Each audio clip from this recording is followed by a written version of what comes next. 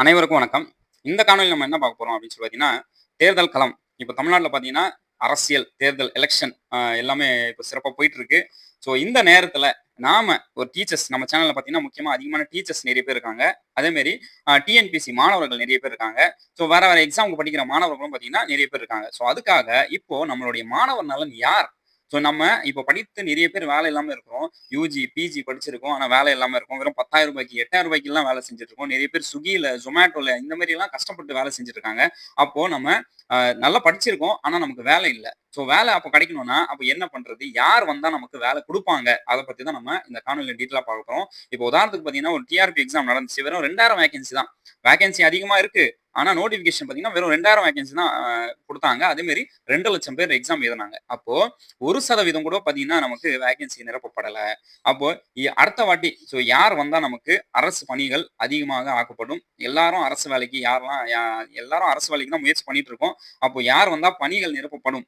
அரசு காலியாகவும் இல்ல. லட்சக்கணக்கான பணிகள் அது டிஆர்பி மூலியமாவோ, இல்ல டிஎன்பிஎஸ்சி மூலியமாவோ அந்த பணிகள்லாம் யார் வந்தா நிரப்பப்படும்? அத பத்தி தான் நம்ம இந்த காணொளியில பார்க்க போறோம். நம்ம இந்த காணொளியில நம்ம யாருக்கு வோட் போடணும்னு சொல்லி நாம இந்த காணொளியில சொல்லப் போறது கிடையாது.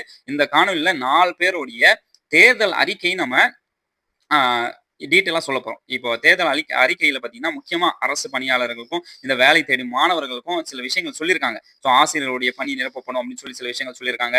வேலை தேடும் மாணவர்களுக்கு அரசு அலுவலகத்திலேயே அரசு பணிகள் நிரப்பப்படும் அப்படின்னு சொல்லியிருக்காங்க. அது யார் யாரெல்லாம் என்னென்ன சொல்லியிருக்காங்க, அத பத்தி நம்ம டீட்டெயிலா இதுல பார்க்க போறோம். இத நீங்களே இப்போ டிஎம்கே, ஏடிஎம்கே, டிவிகே இவங்கலாம் என்ன சொல்லியிருக்காங்க அப்படின்னு சொல்லி நம்ம பார்ப்போம். இத பார்த்துட்டு நீங்க டிசைட் பண்ணீங்க. யாருக்கு நம்ம வோட் பண்ணணும். ஏன்னா நம்ம அடுத்த வர தலைமுறைய அடுத்த வர நம்ம 5 வருஷத்துக்கு உண்டான யார் நம்மள ஆட்சி செய்யணும் அப்படின்னு சொல்லி நாம தான் டிசைட் பண்றோம். இந்த களம் பார்த்தீங்கன்னா, இது நம்மளுடைய களம்.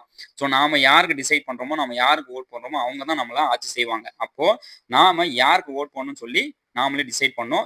இத பார்த்துட்டு நீங்க டிசைட் பண்ணுங்க யாருக்கு நீங்க வோட் போடுறது. சரி ஓகே. இப்போ நம்ம ஃபர்ஸ்ட் நம்ம திமுகவுடைய அறிக்கையை நம்ம பார்ப்போம். ஃபர்ஸ்ட் எடுத்தோனே நம்ம திமுகவுடைய தேர்தல் அறிக்கை.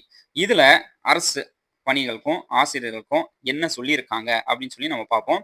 இதுல பார்த்தீங்கன்னா, டீட்டெயிலா நிறைய நிறைய விஷயங்கள் சொல்லியிருக்காங்க. ஆசிரியர் நலனுக்கும், அரசு ஊழியர்களுடைய நலனுக்கும் நிறைய நிறைய சொல்லியிருக்காங்க. அதுல முக்கியமா நம்ம பார்க்க வேண்டியது என்ன அப்படின்னு சொல்லி பார்த்தீங்கன்னா, 1.5 லட்சம் காலி பணியிடங்கள். ஸோ காலி பணியிடங்கள் காலதாமதம் இன்றி நிரப்பப்படும் அப்படின்னு சொல்லியிருக்காங்க.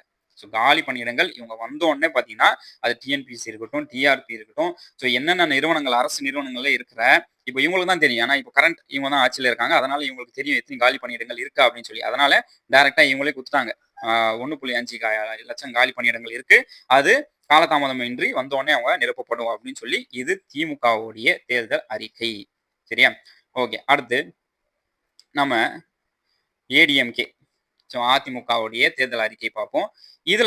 இதுல கூட என்ன சொல்லியிருக்காங்க அப்படின்னு சொல்லி பார்த்தீங்கன்னா, அரசு அலுவலர்கள் உள்ள லட்சக்கணக்கான காலி பணியிடங்கள் டிஎன்பிஎஸ்சி மூலம் நிரப்பப்படும் அப்படின்னு சொல்லி படித்த இளைஞர்களுக்கு வேலை வாய்ப்பு உருவாக்கப்படும் அப்படின்னு சொல்லி இதுலயும் என்ன பண்ணியிருக்காங்கன்னா முக்கியத்துவம் கொடுத்துருக்காங்க. இதுலயும் நமக்கு கண்டிப்பா நமக்கு அதிகமான அரசு ஊழியர்களுக்கு கண்டிப்பா நம்ம வேலை வாய்ப்பு உருவாக்கி கொடுப்போம் அப்படின்னு சொல்லி ஏடிஎம்கே என்ன பண்ணியிருக்காங்க வாக்குறுதி கொடுத்துருக்காங்க.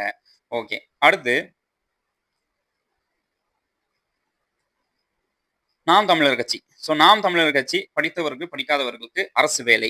இவங்களும் என்ன பண்ணியிருக்காங்கன்னா, ஒரு சில விஷயங்கள் புதுசா சொல்லியிருக்காங்க. ஆனா படித்தவர்களுக்கும், படிக்காதவங்களுக்கும் அரசு வேலை அப்படின்னு சொல்லியிருக்காங்க. ஏன்னா இதுக்கு முன்னாடி 2 பேர் நம்ம பார்த்தோம். அவங்க எல்லாமே படித்த மாணவர்களுக்கு அரசு வேலை தான் சொல்லியிருக்காங்க தவிர, இவர் பார்த்தீங்கன்னா கொஞ்சம் அடிஷனலா சொல்லியிருக்காரு. என்ன சொல்லியிருக்காங்கன்னா, படித்தவர்களுக்கும், படிக்காதவர்களுக்கும் அரசு வேலை அப்படின்னு சொல்லியிருக்காங்க. இதுல முக்கியமா அவர் பார்த்தீங்கன்னா, 15,00,000க்கு உண்டான இவங்க என்ன சொல்லியிருக்காங்க அப்படின்னு சொல்லி பார்த்தீங்கன்னா, 15,00,000 மேற்பட்ட படித்தவர்கள், படிக்காதவர்களுக்கு அவங்க வேலை குடுப்பாங்க அப்படின்னு சொல்லி இவங்க வாக்குறுதி குடுத்துருக்காங்க. 15,00,000 பேருக்கு வேலை குடுக்குறாங்க. அரசு வேலை. 15,00,000 பேருக்கு அரசு வேலை என்பது ஒரு சாதாரண விஷயம் கிடையாது. இவங்க குடுக்குறேன் அப்படின்னு சொல்லியிருக்காங்க. இவங்களுடைய தேர்தல் அறிக்கையை நம்ம பார்த்துட்டோம். அதே மாரி டிவிகே உடைய தேர்தல் அறிக்கை.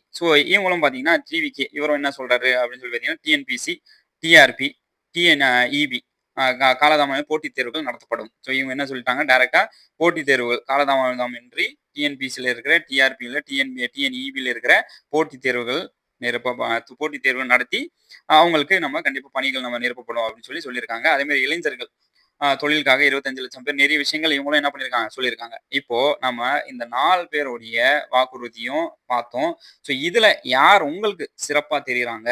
யார் உங்களுக்கு உங்களுடைய மனசாட்சிக்கு இவங்க வந்தா நமக்கு நல்லது செய்வாங்க. இவங்க வந்தா நமக்கு கண்டிப்பா அரசு பணிகள் கண்டிப்பா நிரப்பப்படும் அப்படின்னு சொல்லி யார் உங்க மனசாட்சிக்கு என்ன தோணுதோ, ஸோ அது அவங்களுக்காக நீங்க கண்டிப்பா வாக்களிங்க. ஸோ இந்த வாக்கு என்பது நமக்கு ரொம்ப ரொம்ப முக்கியமானது. இந்த எலக்ஷன் என்பது நமக்கு ரொம்ப ரொம்ப முக்கியமானது. ஏன்னா, நெறைய பிரச்சனைகள் இருந்தாலும், சில விஷயங்கள் நல்லதும் நடக்கும். சில விஷயங்கள் பிரச்சனையாவும் இருக்கும். ஸோ அதெல்லாம் நீங்க கன்சிடர் பண்ணி, யாருக்கு நீங்க வாக்கு செலுத்தா உங்களுடைய லைஃப் ஸ்டைல் மாறும் அப்படின்னு சொல்லி நினைக்கிறீங்களோ, கண்டிப்பா அவங்களுக்கு வாக்கு செலுத்துங்க. வாக்கு செலுத்தாம இருக்காதீங்க. ஏன்னா, அந்த அன்னைக்கு நான் இங்க போயிட்டேன், அங்க போயிட்டேன், நான் வேற ஊர்ல இருக்கேன் அப்படி இப்படின்னு சொல்லி நீங்க உங்களுடைய உரிமை ஏன்னா நம்ம 5 வருஷத்துக்கு நமக்கு ஒரு வாட்டி தான் நமக்கு உரிமை நமக்கு கிடைக்குது. அந்த உரிமையை நீங்க பயன்படுத்திக்கங்க. வேற ஏதாவது டவுட்ஸ் அண்ட் கிளாரிஃபிகேஷன் தான் கமெண்ட்ல சொல்லுங்க. நான் இந்த காணொளியில பார்த்தீங்கன்னா, யாருக்கும் சப்போர்ட்டா நான் சொல்லல. அதனால நீங்க கமெண்ட்ல பார்த்தீங்கன்னா, என்ன சொல்லாதீங்க. நீ இவனுக்கு சப்போர்ட் பண்ற, நான் அவனுக்கு சப்போர்ட் பண்றேன்னு. நான் இவங்களுக்கு யாருக்கும் நான் சப்போர்ட்டா இங்க சொல்லல. நான் ஜஸ்ட் நம்மளுடைய டிஆர்பி, டிஎன்பிசி மாணவர்களுடைய நலன், லட்சக்கணக்கான காலி பணியிடங்கள் யார் நிரப்பப்படும், அத பத்தி தான் நம்ம ஆலோசனை பண்ணோம். வேற ஏதாவது டவுட்ஸ் அண்ட் கிளாரிஃபிகேஷன் இருந்தா நீங்க கண்டிப்பா கமெண்ட்ல சொல்லுங்க. அனைவருக்கும் வாழ்த்துக்கள். நன்றி. வணக்கம்.